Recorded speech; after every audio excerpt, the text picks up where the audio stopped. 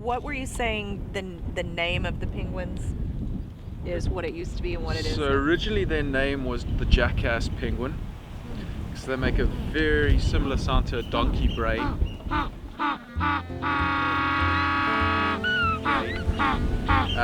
But they decided to rename the penguin and call it the African penguin to distinguish it. There's other species that make a similar sound to it, but this is the African penguin that is only found in the Cape regions and Namibia.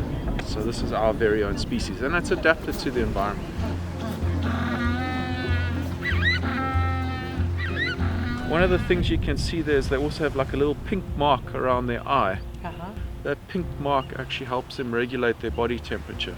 So the brighter that pink gland is, the hotter they are, the lighter it is, the cooler they are. So when you see them swimming from the sea, you can hardly see that gland. It's faded.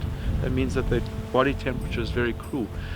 Also, because they're swimming so far offshore, they're drinking seawater, and they've got a little desalination plant in their head that crystallizes the salt and excretes it. I mean, think about it. They're swimming up to 120 kilometers return. It's quite some effort.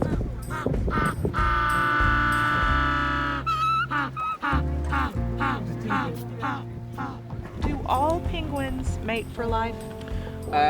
Do these They penguins? pair bond, yeah. And mom and dad share fishing duties and city on the egg duties. They take turns.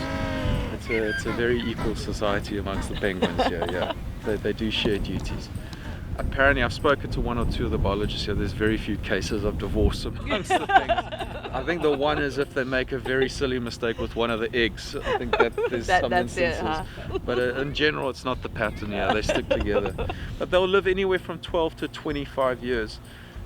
Closer to 12 years if they're in the wild, because obviously they have more threats. In captivity, more towards the 25-year mark. I think the oldest they've recorded one is 27 years.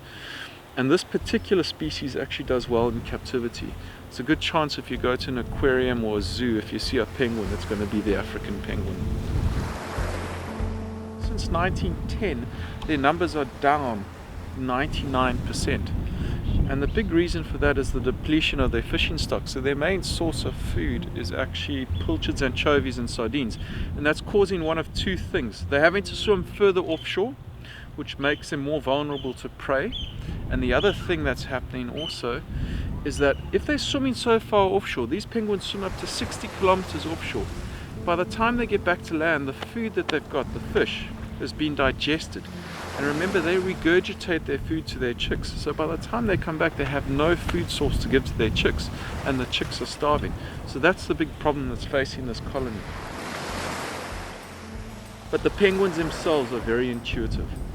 They're doing 2 breeding cycles in a year now instead of 1 to try and bulk their numbers up. And they lay 2 eggs. And the 1 egg is almost considered like a sacrificial egg. So if something comes to attack them, some prey like a seagull or something, they'll leave the 1 egg to distract the predator and really hold on to the 1. But in the last few years, there's been an unusually high amount of twins being born. So they're really holding on to those 2 eggs. They know what's going on here.